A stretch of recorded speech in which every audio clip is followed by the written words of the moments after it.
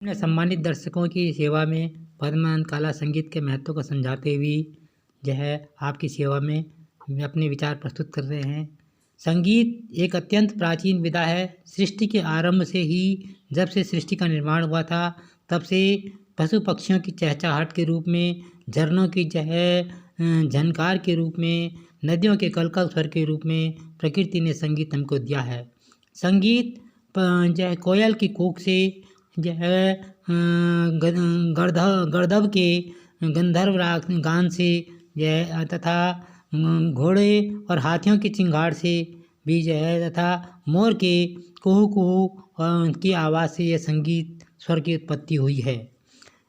जो संगीत एक ऐसी विशिष्ट विधा है जो कि जो है एक प्राकृतिक देन है, ईश्वर की प्राकृतिक देन है। आजकल के युग में संगीत को बड़े ही हल्के तौर से लिया जाता है। संगीत का संबंध आध्यात्म से होता है जी।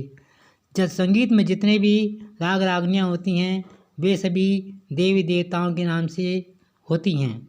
संगीत का उपासक स्वयं में भगवान शिव का उपासक होता है, प्रकृति का उपासक होता है। उसे किसी मंदिर, मस्जिद, गुरुद्वारा या किसी धार्मिक स्थान पर जाने की आवश्यकता नहीं होती।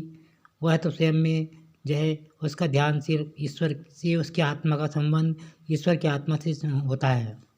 संगीत में जितने भी जो है गीत बनाए गए हैं, ये गाए गए हैं, लेखकों ने जो है आत्मा जो है प्रिया है और ईश्वर प्रियतम है, यह मानकर, इस विचारधारा को मानकर संगीतकारों ने अपने गीत बनाए हैं और गीत गाए गए हैं।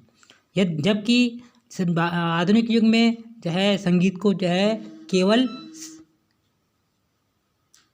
श्रृंगार रस का एक माध्यम बनाया गया है, जिसका संबंध जो है नायक और नायिका से लिया गया है, माना जाता है। इसका संबंध नायक नायिका से नहीं है, बल्कि जो है आत्मा एवं परमात्मा से होता है।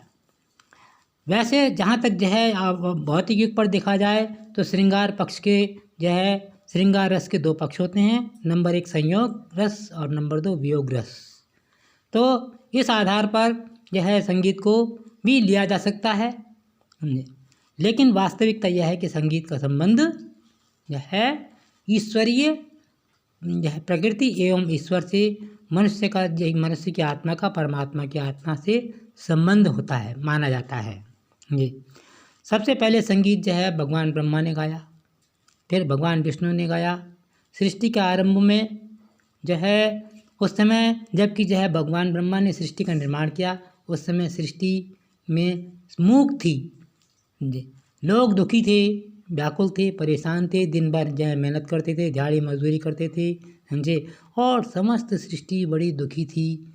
इसलिए भगवान ब्रह्मा ने जो है अपनी निर्जीव सृष्टि को सजीव बनाने के लिए जो है संगीत की देवी सरस्वती की उपासना की समझे, उसका जो है प्रादुर्भाव किया, जिसके कारण माँ सरस्वती ने जब सितार पर संगीत के स्वर लहरियाँ जो है झनकृत की, तो सारे संसार के प्राणियों में यह संगीत के स्वर गूंज उठे। ये संगीत का महत्व है। आशा है तो संगीत के विषय में बताते हुए हम आपसे कह रहे थे कि सृष्टि के आरंभ में संगीत विद्या की देवी सरस्वती, नारद, भगवान ब्रह्मा ने सबसे पहले गीत गाया, फिर भगवान विष्णु ने गाया, फिर भगवान ब्रह्मा जो है शिव ने गीत गाया है। प्रत्येक ने किसी न किसी देवी देवता के हाथ में कोई ना कोई संगीत का वाद्य यंत्र आप देखेंगे। ब्रह्मा के हाथ में शंख है और कृष्ण के हाथ में बंसी है और शिव जी के हाथ में डमरू है। इसी तरह से किसी न किसी देवी देवता के हाथ में कोई ना कोई संगीत का वाद्य यंत्र आपको दिखाई देगा, जिससे यह सिद्ध हो जाता है कि संगीत का संबंध देवी देवताओं से है, ईश्वरीय संबंध है।